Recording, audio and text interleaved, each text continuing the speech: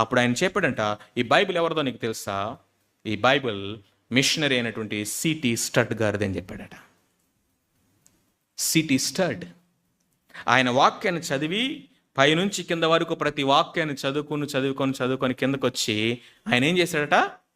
ప్రభువా నువ్వు ఏది చెప్తే దానికి ఎస్ లార్డ్. మళ్ళా ఇటువైపు చదివాడు, సెకండ్ హాఫ్ ఏమని రాశాడు? Yes lord. మళ్ళీ ఈ పేజ్ చదివాడు, కింద రాశాడు ఎస్ లార్డ్.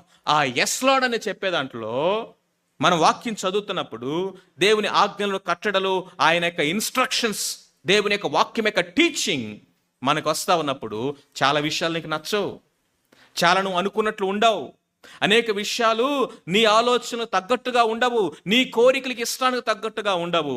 కానీ ఎస్ లార్డ్ అని చెప్పటమే సరెండర్ మీన్స్.